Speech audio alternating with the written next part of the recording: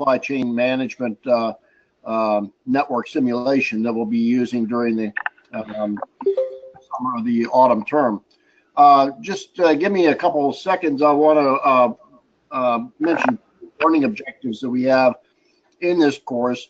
One is the obvious one of using this software so that people understand the interrelationships between the elements of a logistics network, which are transportation, warehousing, manufacturing, and distribution to retail outlets. The other learning objective that may not be quite so obvious is that as students, when you move into a new job in a logistics company, you're going to encounter software that's specialized for logistics that you probably have never encountered before. And when you do that, your employer is probably going to expect you to use a user manual and figure it out with the help of other employees. But the onus is really on you to help get yourself up and running on that logistics software. So this is an exercise where in preparation for the meeting tonight, you should have looked at the SCM Globe user manual and be prepared to ask questions. But throughout the term, the SCM Globe user manual is very comprehensive. It's been developed over many years and been refined, especially with the frequently asked questions, to address most of the issues that you will encounter during the course of doing some of the simulation assignments. So that's the other learning objective, is how to use a software that you've never seen before, how to use a user manual, and then translate that into successful use of the software that you're working with. So with that, I'll turn it back over to Michael and Steve. Thanks for the little 2-minute summary there. Yeah, no, and I think that, Frank, it would be great if you would jump in as we go through this and really just step on my lines. I talk a lot anyway, and when I am missing something that you want to clarify for the students, it's yours. Just step right in. And same thing, Steve, when you think, and actually, Steve, if you could monitor the chat box. Now, one of the people in the audience has asked to be a presenter. I want to wait on that. We can certainly do that. That's why we're using this somewhat informal format this evening. But first, let's go through a basic overview. And as you have questions, do you all see where the chat box is in your control panel? Anyone who can't find it, type into your chat box, "I can't find it." Okay, just kidding. And to Frank's point about learning new software, I'm in the midst of learning a whole raft of new apps right now, and have started a new project. And I feel your pain, and I know what Frank is saying about stepping up and learning new software. It's pain in the neck. I appreciate that. And part of the reason why I think you're going to find this is a fairly pleasant experience, might I even say, is because we have been listening to you guys, and the feedback that we get from people, we're into our 5th year now, so we have gotten a lot of feedback. More and more feedback really fine-tunes, smooths off all the rough edges. So our motto, and Steve will back me up on this, is intuitively obvious. Our software, we want it to be easier said than done, but we want it to be intuitively obvious, and we want you to learn it pretty quickly, like in a matter of a couple of days or less, and then the software kind of disappears. It becomes transparent, it fades into the background. The challenges will not be easy. We want the software to be easy, but the supply chain challenges are not easy. They will make you think, and thinking sometimes is, hey, gives me a headache. I can say that. So to begin with, how about typing into the chat box? How many people have had a chance to go through the Getting Started? And you can get at the Getting Started a number of ways. One of the ways is on our homepage. You click Start Here. How many people have had a chance to go through the Getting Started? It's about 30 minutes is probably the tops, and these are the links right here. I'm guessing that maybe, okay, a couple of people are saying, yep, they've done it. Okay, good. So maybe half, maybe more than half. That's good. It'll be the most valuable 30 minutes you spend. Certainly this week anyway, because everything that you learn is going to make the work that comes after that much easier. Another way you can do it, actually, what I think probably, actually someone said that what they did was they went through the getting started at a pretty high rate of speed, like probably at about 70 miles an hour. But what they said was when they started to feel frustrated, and you know how that is, that feeling of rising frustration. And so what they said was whenever they started to feel frustrated, they would go back and check out a relevant section of the getting started. And we kind of break it up here pretty well into tight little 10-minute chunks. We don't expect you to look at all of them. That's why we say 30 minutes tops. You could probably go through it. Everything is in the videos. If I click on the videos, there's 3 of them. They're each about 10 minutes, give or take. Everything really is in these videos. And then what we've done is we've taken screenshots out of the videos and added some text, just so that different learning styles, everyone gets away. Like if I go here to create new supply chains from scratch, that's what that first video is. And then guess what? Here's that first video again. And then we pulled out screenshots and put some commentary in there. So whatever way you like to learn, and also repetition is obviously one of the drivers of learning. So you got that.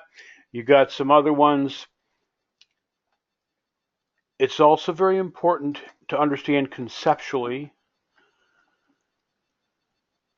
the basic concept of operations is that there are 4 entities, and you can define them and combine them and then place them on a map of the world to create any supply chain you could imagine anywhere in the world.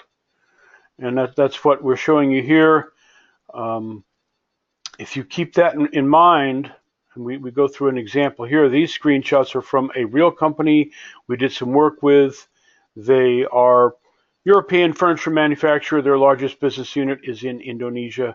It makes upscale furniture from sustainably harvested teak and other exotic hardwoods, and they are growing, and they're having to start importing teak wood because they've hit the limits of what can be sustainably harvested there in Indonesia.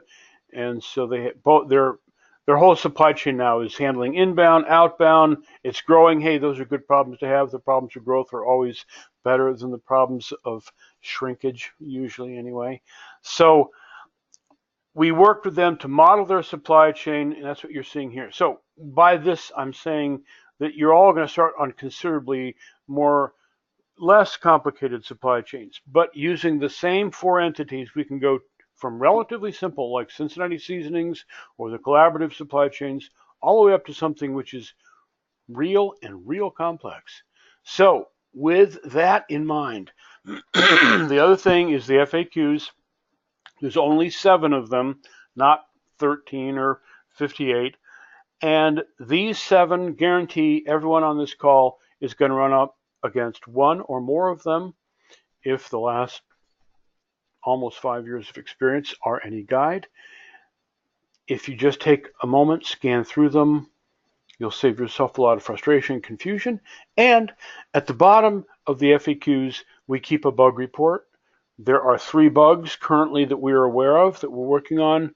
None of them are showstoppers. None of them are affecting the simulation. They're both related to their display problems. They're related to the way that the numbers display or that they download. You can see here on number 1 sometimes, and it's an intermittent bug, which is always the most puzzling kind of bug. If anyone's in the software business on this call, you will know. The intermittent bugs are really tricky to find. The ones that happen all the time, every time you raise your left foot, something happens, those are easy to track down. But these ones, anyway, we're going to track it down. So you may see it, you may not see it. I can't predict. And then number 2 here, and again, I won't read them because you can read them. And they're there in the FAQs. So getting started in the FAQs will give you what you need to know. If you click on the user guide, there is everything you might ever want to know, and we do not recommend that you learn everything you might ever want to know before you get started. Far better thing to get started, and then vertically here, listed in great detail, is everything that you can find here. And then when you roll across the menu bar, you can get them as well in drop downs. So there's a lot here, but you don't need to know it all to get started. I am going to go to case studies. Now, depending on the case study, whether some of you will be working on collaborative supply chains, some on, probably most of you maybe on Cincinnati Seasonings, click on it. A lot of people most everybody starts with Cincinnati Seasonings. So we've gotten a lot of feedback on the intro to this case study, as well as we've put a lot of thought into making it worth your while to read. And we've put a lot of links in here that are going to be useful. And again, we repeat things everywhere because, hey, repetition is part of learning. It also makes it easy to use.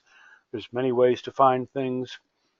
And again, I'm not going to read this to you, but note that there are 3 challenges that are in the intro, and then your instructor will take it from there and guide you along as you work your way through this case study. So what I'm going to do is I am going to log on and we'll load Cincinnati. Any questions? Steve, are you seeing anything in the comments box? We just received one, is how do I add more products to be delivered to a particular store? That's the first question we received. All right. Well, let me load Cincinnati, and we'll check that out. So to view the library, which is where, yes? The question is, how do I add more products to be delivered to a particular store? Right. And let me just first check. I want to load Cincinnati, so we're going to go to the library. I'm assuming you all know that. We're going to import it. You can call it anything you want. I'm going to call this Cincinnati Seasonings. Save it. I go back to my account. There it is. I've saved a copy to my account. Now I can begin doing anything I want. And when I work on this case study or any case study, any supply chain model, even when I create new and real supply chains, you're going to edit them, which is where you define and position your 4 entities, and then you're going to simulate it, which is where you find out how does that design work.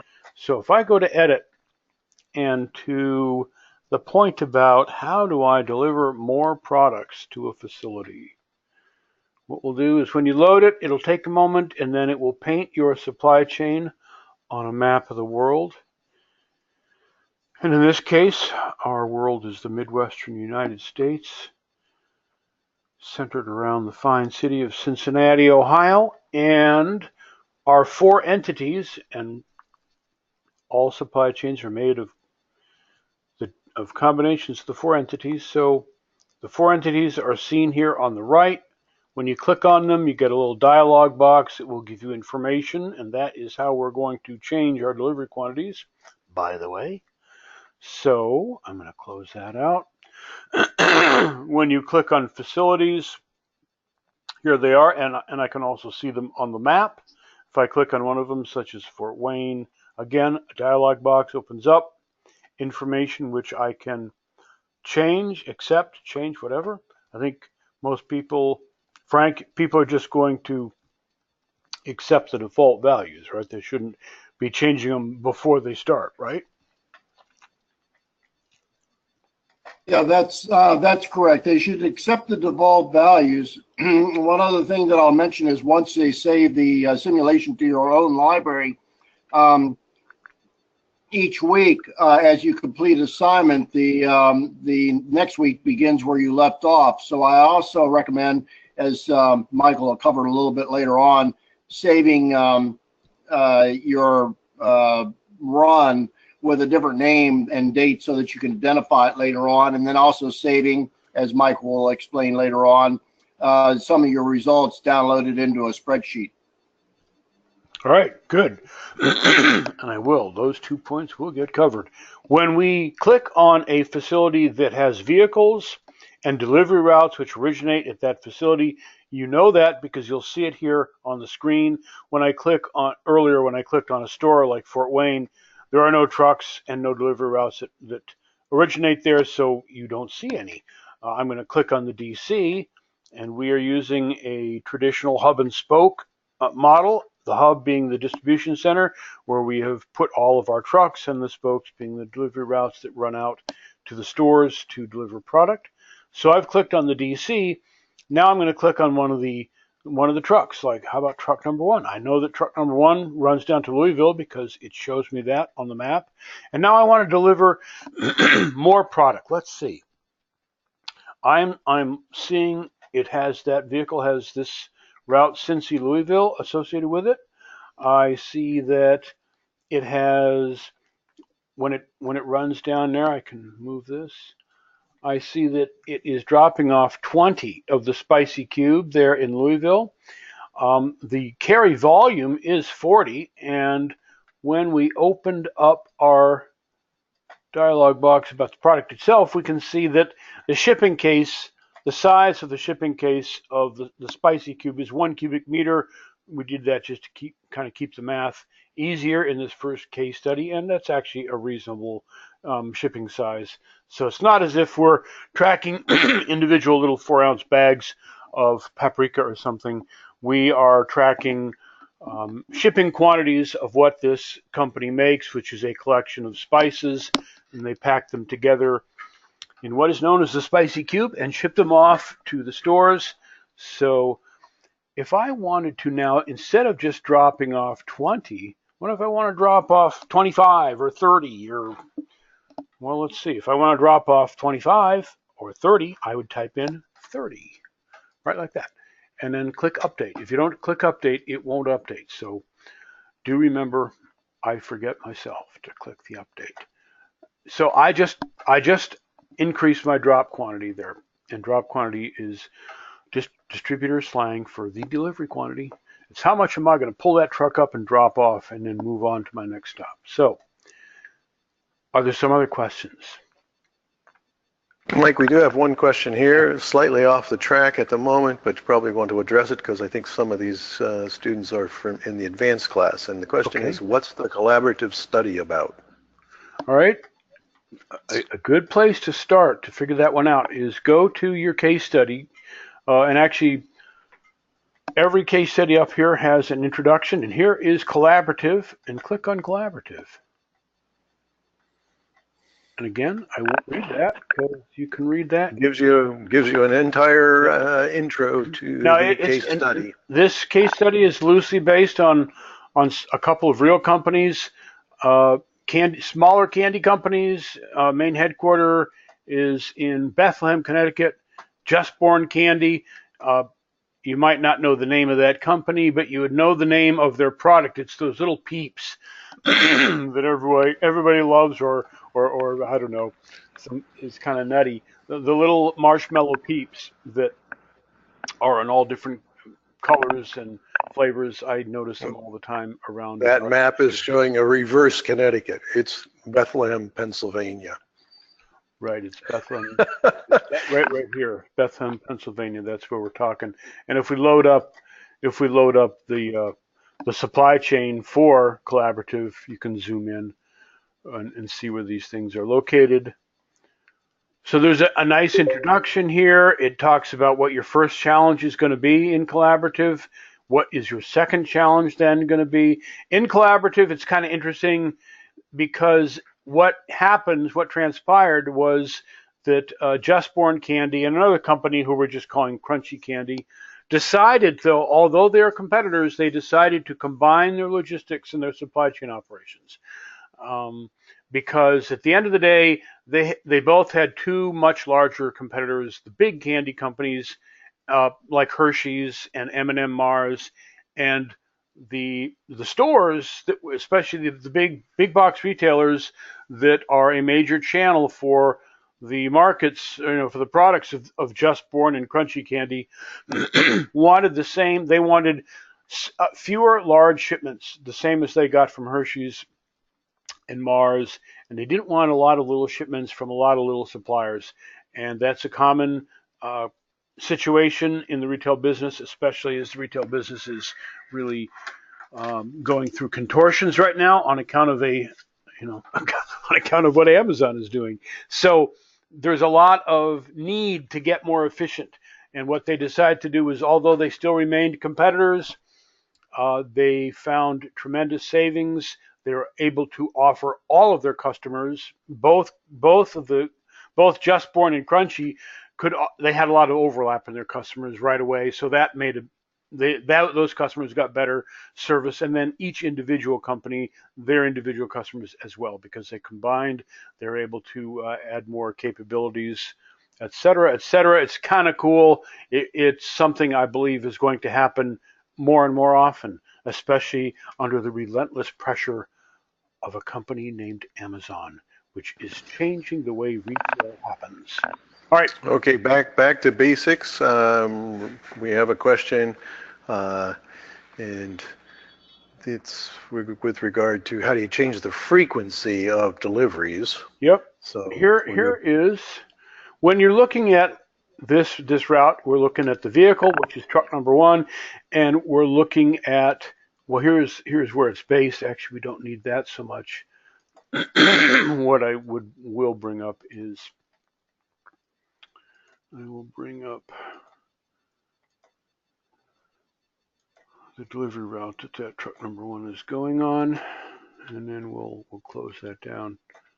Get too many boxes open, it's hard to figure out what the heck's going on. So here we go. All right, to change, we saw that to change the amount, you just go in there, the drop quantity, and you type over. Now, if I type over a number that's too large, I'll get a little error message saying you've overloaded the truck. And then right here, the frequency is the delay between departure. So what this is saying right now is the truck is a small truck. It's running at 90 kilometers an hour. It's about 55 miles an hour. We can see the round trip distance here is 341.03. And by the way, that second decimal place of accuracy is rounded because we're calculating things at 14 decimal places, and I won't get into that. You should all look at something called the butterfly effect, but we'll get to that later. It's in the FAQs. All right, our round trip time at this speed is going to be about 3.8 hours, and what that means is the truck runs its delivery route, comes back to the DC, and waits for 22 hours, and then runs it again. So say I wanted this truck to just run once a day, in other words, once in a 24-hour period. What I would do, and this is also in the FAQs, is I could just subtract 3.79, and we could round it off to 8. I would subtract that from 24. So that would be what? That would be 20.3, right? Something like that. Now, I'll do that. Just change. So this is going to run a little bit more frequently. If I wanted to run, even faster, well, then say, hey, make it run every 10 hours. Okay. I'm going to click update. Now, the kind of precision that you can reasonably expect inside the 4 walls of a factory is not that realistic in the real world. A supply chain is not just an assembly line stretched out large. It is different in that there's usually many different players involved in a supply chain. There are many different companies. It's not all under the control of one company. So when you try to sometimes, and I'm going to bring this up, sometimes people say, well, I really worked hard in getting this thing to work just perfectly, and then it missed something here. We won't read it now, but check that out. Sometimes a delivery doesn't happen when you think it should. And you know what? You're absolutely right. It doesn't. And then people say, aha, I found a bug. And we say, no, that's a user-friendly feature, which is an old software joke. The reason we did that is that you will be forced to carry safety stock. You don't really know. You can try, you can really fine-tune your your calculations like I just did to try to make that thing run once a day, or likewise twice a day, however your frequency you want. But because the computer is handling all its calculations at 14 decimal places, and when we display them, we round them off to 2 or 3, there are inevitable rounding errors, which over the thousands of calculations that run when we do these simulations will produce slightly different results. You see that right now when you see the maps showing the projected paths of the hurricanes that we've been dealing with. It's not like every run shows you the exact same answer. Every run, the results clump up, and so that's the high probability corridor where that eye of the storm is going to pass, but there's a lot of outliers. So you will get the same thing here. We're using the same mathematical approach that you would use in a weather model to calculate the interactions between these 4 entities. So there is something known as the butterfly effect, and what that means is you will start to get slightly different answers, but it doesn't mean that what you're seeing, what the results are they're accurate, just the same as the results from the weather models that we're all watching. Okay, any other questions? All right, so when we've looked at this supply chain and we've checked out all the 4 entities, and we've kind of zeroed in on the segment of the supply chain that is the route between Cincinnati and Louisville. And now we'll say, well, how does that thing run? Because we've made some changes to our model as well. So we're going to click on the simulation button, and it will open up a second browser tab. And you know you're in the simulate screen because it says simulate, and it'll take a moment. It will paint the supply chain on a map of the world, and then I'm going to click on play. Now we have deliberately built 3 pitfalls into both this and the collaborative supply chain. So you'll run into them most likely. You might not, but most likely you will. Unless you take, one of those low probability paths. And hey, there are some low probability paths through these simulations that we have not thought of, and some of them we've heard about work really well. So I'm not going to get into that. You'll discover them if you look around. But what we see, the first pitfall is not enough storage in the Fort Wayne store. Now, I'm going to say, all right, and what we're doing from now on is we're flipping back and forth. Here's my edit tab, and here's my simulation tab. And I want to keep my simulation tab open because I want to know what was the most recent results of my supply chain. So this has got all this results here. Now I only ran for 2 days, so we don't have a ton of data, but as we start to run further and further, you'll be able to see the trends. But as I click on these tabs like vehicles, after 2 days, these are my cumulative costs. After 2 days, here's where the products are in my supply chain. Console, it gives you everything. So if my first problem is not a storage capacity in Fort Wayne, I could quickly think of about 4 different ways to respond to this problem. What we suggest is that do whatever you think you need to do. Just throw money at the problem, make it run for 30 days, and then you will circle back and you will start to fine tune and make your supply chain more responsive, and more cost effective. So don't agonize over stuff at first. You'll learn the software as well as you'll learn what we call a mental model. You'll get a feel for how the supply chain operates. So I've gone back to my edit screen. I'm going to go to facilities. If I don't have enough space in Fort Wayne, one of the ways to handle it, there are many ways. One way is deliver less. Another way would be, we'll make more storage. Okay, we'll just make more storage. I will double it. It would be like me calling up, if I was the manager at the Fort Wayne store, I would call up my friendly local public warehouse and I would say, hey, I need to rent some space. I have an overstock situation, and they would be Johnny on the spot. They would have their trucks out there. They would be moving product back and forth, just as if I'd literally built an extension onto my store. I would pay for it though. My rent costs would go up, but we can do that. So I've done that. Now I'm going to go back, and instead of clicking simulation, which I could do, but the problem there is every time I click simulation, it opens a new browser tab. So after you do that about more than 10 or 20 times, you're going to have a whole bunch of little browser tabs open, and you'll see the app start to run more and more slowly. So you could also just flip back and forth. That's why we're doing that. So we're flipping over to the simulation tab. also known as the SIM tab. So on the SIM tab, it now says reload supply chain. I'm going to click there. Because this is a cloud-based app, it doesn't automatically update the SIM screen when we change in the edit screen. So here, the SIM screen here is just tapping our server, which is up in the Amazon cloud, and refreshing itself with the changes that we just made to storage space in Fort Wayne. And now I'm going to click play again, and you might imagine we've solved the immediate Fort Wayne problem, but there's probably going to be some other issues. And as we are going through here, notice my on hand, and it's a good part of your mental model. A big part is getting a sense of how does product flow through this supply chain, like water through a network of pipes, and that's what we're seeing here. When your line is going up, it means you're delivering more than what you need, and these shapes mean something, which we'll get to in a little bit. And then when you see them, so we're delivering a lot of product out there. We can see that. Our on hand is going up. When I look at my vehicles here, okay, we ran into a problem now, not enough storage capacity at the Seasonings factory. Okay. And sometimes you're going to run into more than one problem, and they'll start to, they'll pop up, and you'll see them here after you click OK. So and then you can start to figure out, all right, how do I solve these problems?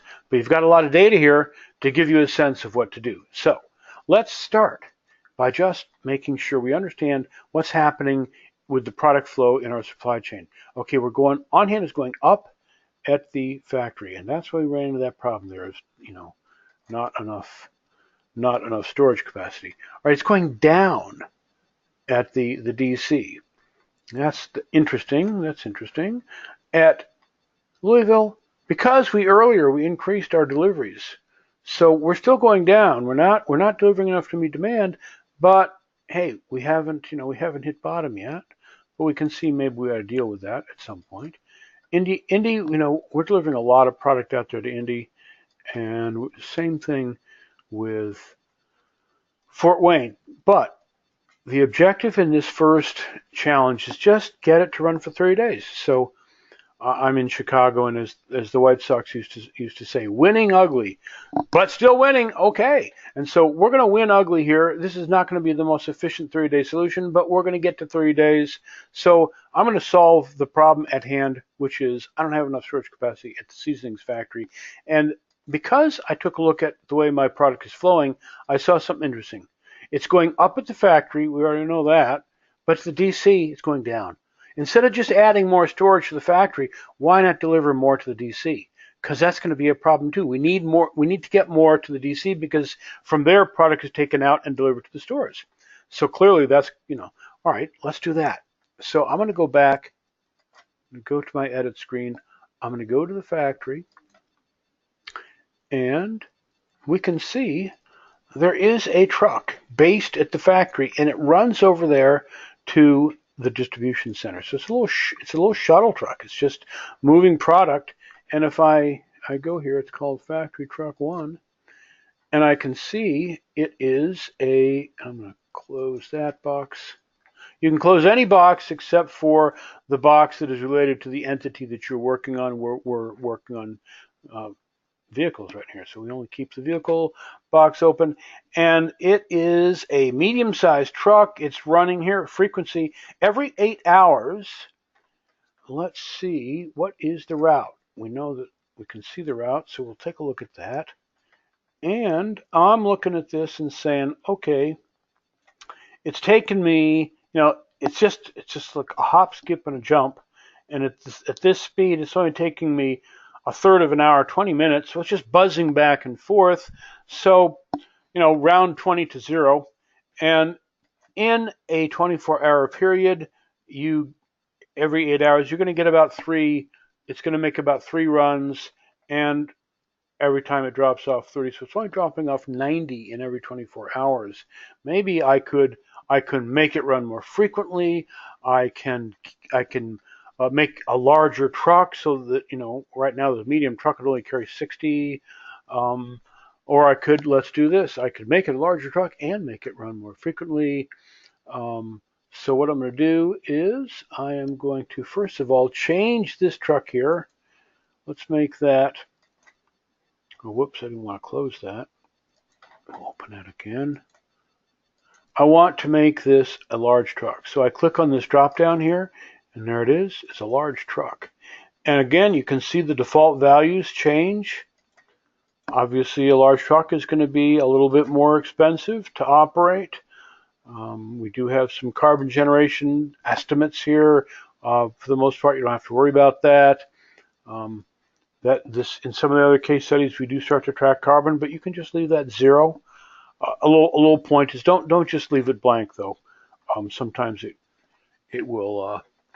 We think we've caught all the places, but sometimes when you leave a number field blank, computers can't figure out what to do, and then it'll cause a little error. So I am going to, when I take a look at this route here, instead of dropping off 30, I could max out that truck. My truck could carry 110, 110. Whoops. The carry volume of the truck is that, and then I am going to change my drop quantity like that. I'm going to click update. We're pushed right up against the top there. All right. So we are checking for volume and weight, so let's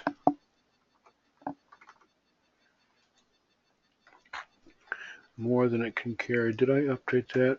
No, I didn't update that. That's why my problem is I'm saying to myself, hey, this computer's giving me a lot of verbal insubordination. I hate it when computers talk back to me, but that's right. I forgot to click update, so the computer thinks it was still a medium truck. Now let's try it again. Factory truck, large, check. Routes, not 30. Max it out, 110. Check, update. Now what I could also do is I could make it run more frequently. Instead of just every 8 hours, I could say, well, hey, let's run this puppy every 6 hours. Well, I don't know, is that good enough or is that not good enough? And you know what the answer is? Try it.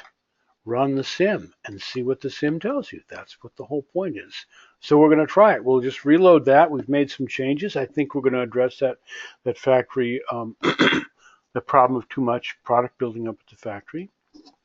So, Mike, we do have a couple questions here. Just let it run here while you're... Right.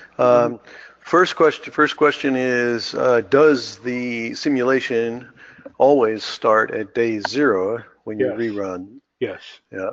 And second question, which there seem to be 2 of, and I think you've already answered it, but just to be sure, it says, are budgetary concerns ever an issue? Yes. And in addition to the above question, is there a cap on what can be delivered? Yes. Okay. Well, the reason why the sim always starts again at day 0, and sometimes people go, wow, what a hassle.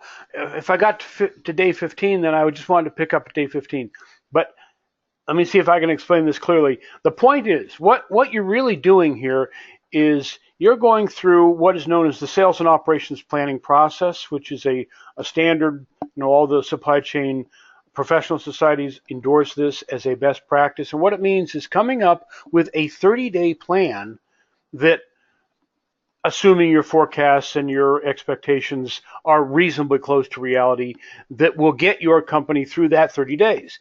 But because the world is always changing, where back in the day you used to come up with maybe a quarterly plan or even sometimes an annual plan, which was a stretch even back in the day, but certainly quarterly plans, now you steer through an uncertain world in 30-day windows. And so if you come up with a plan that only works for 15 days and then you have to, fight fires and do a lot of stuff to make it run for the next 15 days, well, that's really not a good 30-day plan. Obviously, it's only a 15-day plan. So that's why we focus on okay, let's take that from the top again, which is day 0, and run it again. Then the second question, Steve, what was that second question?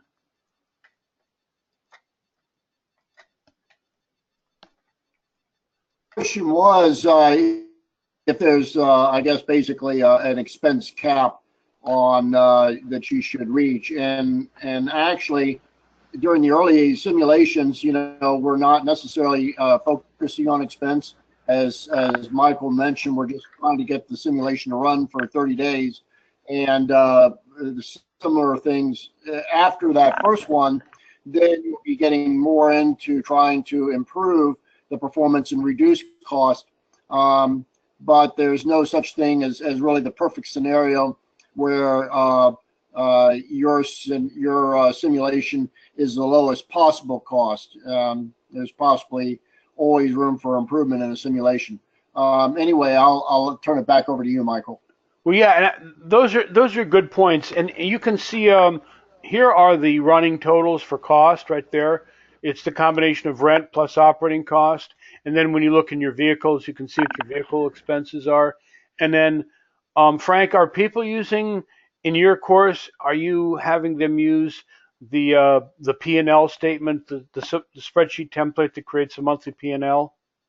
Well, what I'm expecting is, just as a preview of coming attractions, at the end of the course during week 10, everybody's going to write a summary paper of what they did and the transitions that they performed between week 2 and week 9 in their simulations to show improvement.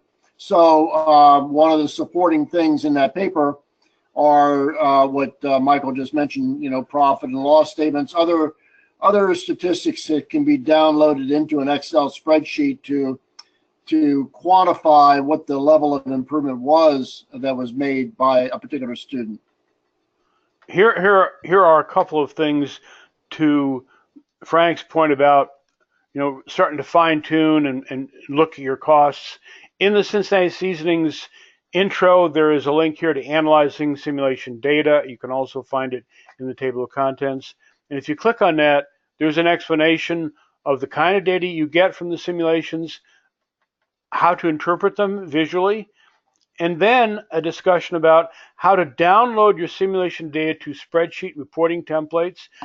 The first thing is whenever it stops or whenever you click on the stop button, it generates a bunch of data, and you can click on, if I go back here to my simulate screen, whenever it finds a problem and stops, or when you click the stop button, this button here, Export Results to Excel, will appear.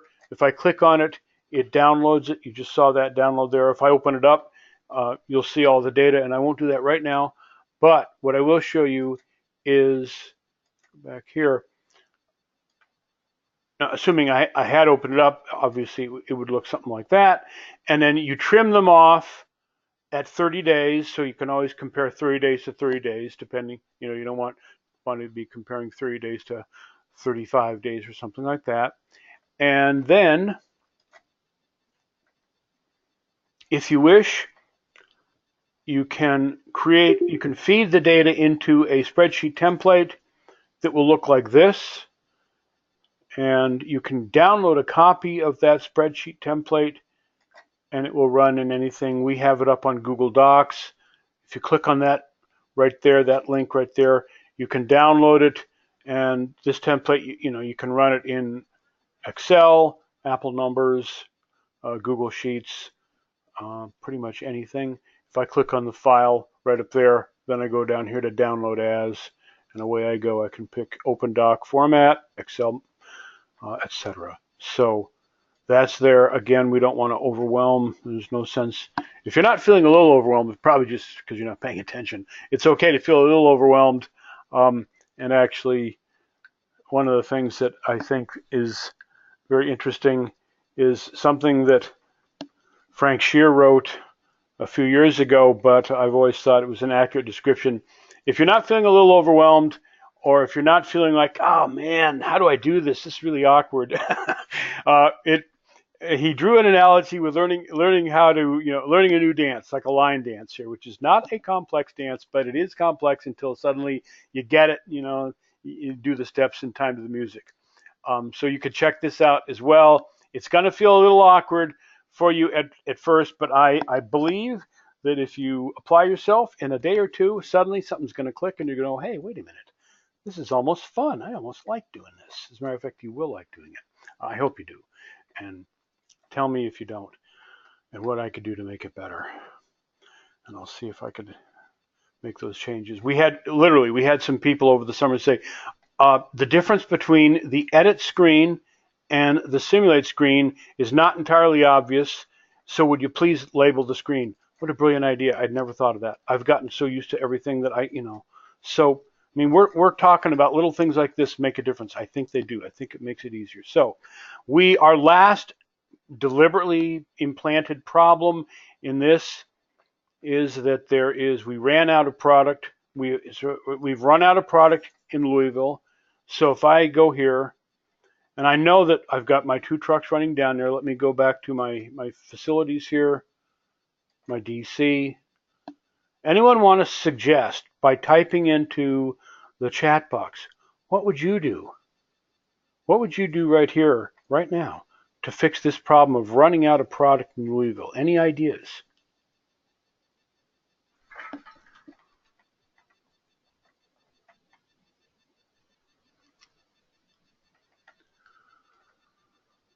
Comments. You've just been hired. You're the new supply chain manager at Cincinnati Seasonings. Okay, you could increase deliveries. You could add a truck. You could deliver more. You could schedule more deliveries. Yes. You got it. Now, there are no wrong answers in the sense that there are so many different ways to get more supplies down there. Add another truck. Use the existing trucks and run them more frequently. Make a bigger truck. A lot of things you can do. One of the things you should not do, of course, is people have learned that, you could also just decrease demand, and then I wouldn't have to deliver so much stuff down there, and I'd also lower my transport costs. And that's a great idea, except business is not in the business of decreasing demand, so that's kind of crazy. Although it works out mathematically, in business, you'd get fired for decreasing demand for a product. So you don't want to do that. And what we could do, if I go and take a look, I know that all my trucks are at the DC, so I'm going to click on the DC. I'm going to look here. I'm going to check, which ones run to Louisville. Number 2, there's 3. No, 3 goes to Indy. 4 is a multi-stop going to Indy and then up to Fort Wayne and then back. And then truck number 1 is the other one. And when we look at our trucks, like truck number 1 here is a small truck. The other one, truck number 2, again, it's a small truck. What is my demand in the Louisville store? I can see here, if I click on facilities and go to Louisville, my demand there is 100 per day. So it's a matter of how do I get 100 per day, or meet the demand, because I could run once every 2 days and deliver 200 every time, right? I mean, a lot of things can be done. So is demand automatically created by the software? We set the demand at the beginning of the 30-day simulation, and the way this plugs into the S&OP cycle is your sales and marketing people. The whole point of S&OP is get everybody involved, not just the logistics people. You want the sales people, the marketing people, you want the manufacturing people, finance, and logistics, all working together. So this isn't just a logistics problem. If sales says, and if the marketing folks say, and it's their place to say, it's not the logistics person to say what demand is going to be. Sales and marketing have set up their campaigns. Maybe they know that next month they're really going to let loose with a special. They're going to really be saturating local media, and they expect demand to be higher than it was the previous month. So they will tell you. And what you get in these case studies when you load them is the initial 30-day estimate of sales, which you can assume came from the marketing department. Tony, I think I'll have to do what you do, run the simulation. Yeah. Running the simulation multiple times is a good thing. And let me show you something else. We're going to make a quick here, and I'll show you can run the simulations faster too. So, to the point about what a hassle that I always have to start at day 0. Let me show you something to address that problem. I'm going to first what if I make truck number 2, instead of a small truck, make it a big truck. Click. It's a large truck. Hit update. Now, was it truck number 2? Truck number 2. I'm going to go now the route there. I'm going to say, instead of dropping 20, drop 100. I know we can fit it in there. That's what it needs. Make it run every day. Update that. And then what I'm also going to do is I don't need that other vehicle. I know I can save a little cost here because truck 2 is my large truck. That other one, truck number 1, I don't need it to be running down there at all. So I'm going to remove it. I'm going to click on the remove button. It's gone. Now I'm going to go back to my SIM tab. I am going to reload that supply chain, and then I'll show you how to set the speed. I think at first it's a good idea to run a little bit more slowly, get a sense. I mean, I think of water flowing through a network of pipes, whatever works for you, but that's what supply chain is about. You want a smooth flow of product. You don't want to build up too much. You don't want to let it run out. Okay, right there where it says speed, I'm going to go from normal. What if I go to fastest? And then click on play. And, you know, it's buzzing around a little bit faster. You can see things happening more quickly. Mike, time is running down, so I think it would be best if you were to show them how to share and collaborate. All right. With the supply chains, because we are getting down. We're going to let that run, and I'm going to go to the Cincinnati Seasonings case study intro at the end of the intros for every one of the case studies, as well as you can also find it in the table of contents. There is a link to download and share supply chain models. If you click on that, you get a 3-step. Everything is illustrated with slides or screenshots and then a little bit of commentary, so you can read that. I don't think I need to demonstrate that. You can read that. And then the same thing if you want to download your simulation data. We did that earlier. Here it is. Remember what I did. I'm going to go back here.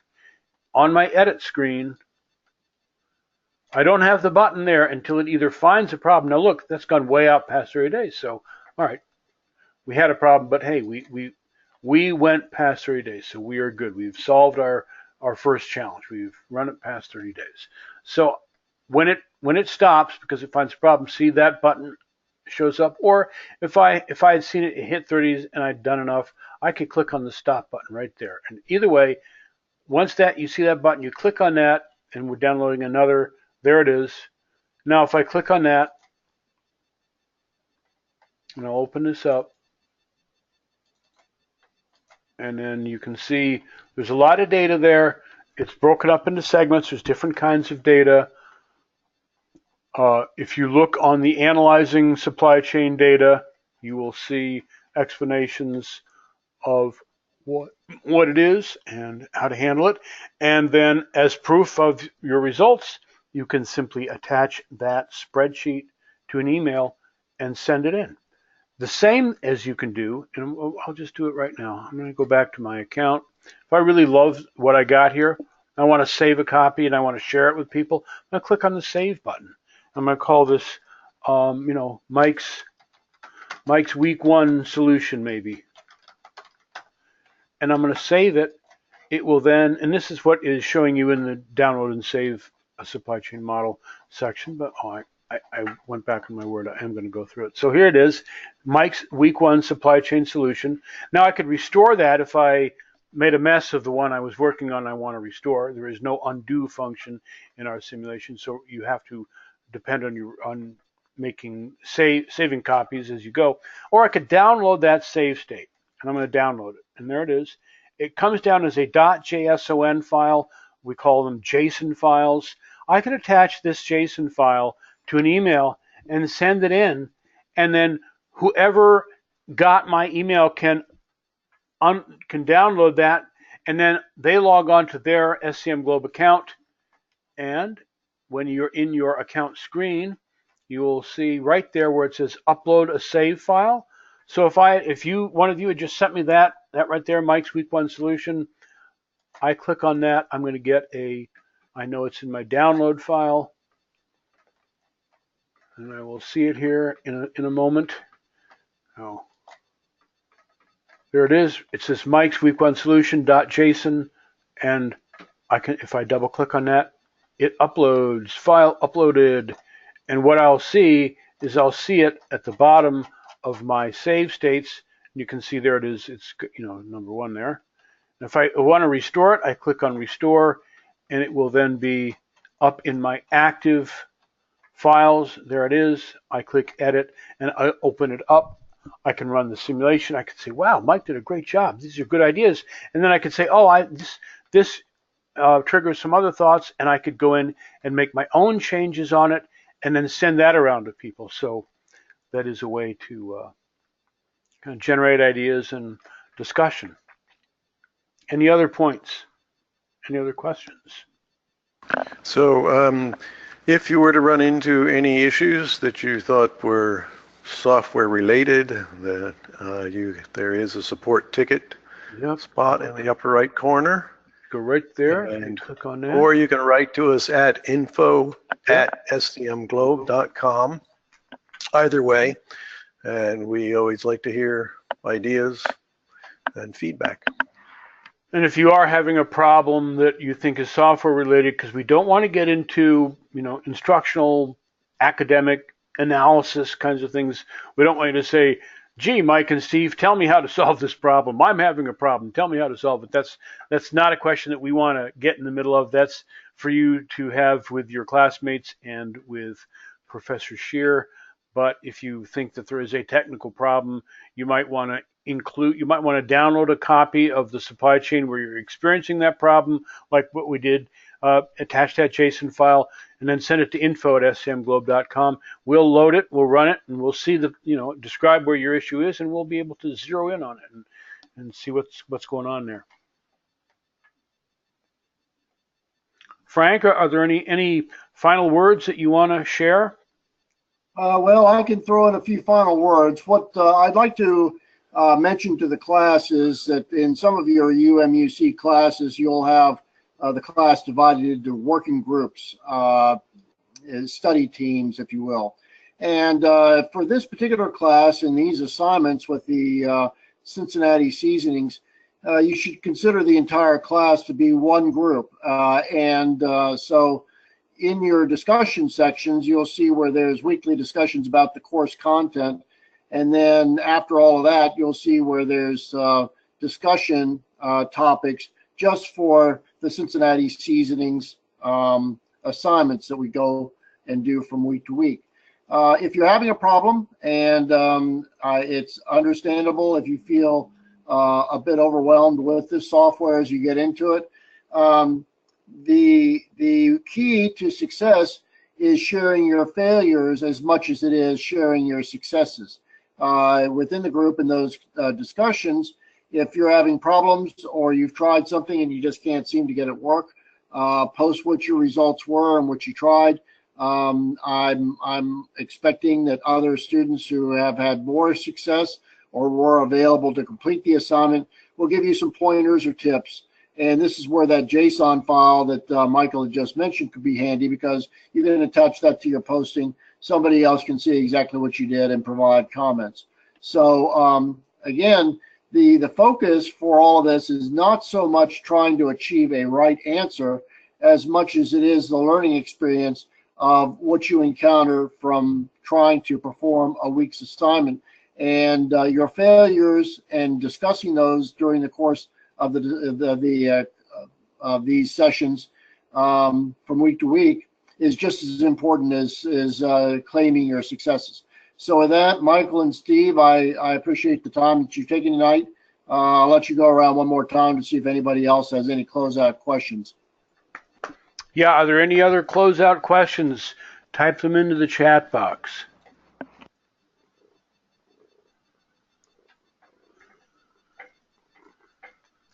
Oh, here's one. It says, it is much more complicated. Right. I think, yeah, people who are,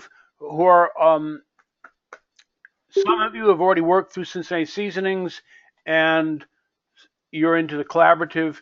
The collaborative supply chain is more challenging, and you're going to be combining distribution centers. You'll have more to think about. You have more products to think about. There is also, remember, what works in the simulation will work in the real world. So this is not just a toy or an arbitrary game. the exact techniques that work in the simulation will work in the real world, and the answers to your problems are best practices that you are reading about or hearing about in your lectures. So it's, and you know, apply what seems like a best practice, run the simulation, and what you'll find is best practices are things that have evolved over the years because, hey, they work better, they give you better results, and the simulations will bear that out. So those are always, that's always the answer to what should I do? Well, what's the best practice? Check it out, see what happens. Also, if you've listened to tonight's webinar and you missed a portion of it, they'll be posting a link after it's been provided to me. Right. And it's not necessary for you to tune in for the Thursday because it's going to be very similar to what we did now. You only need to attend one webinar or the other. Again, thank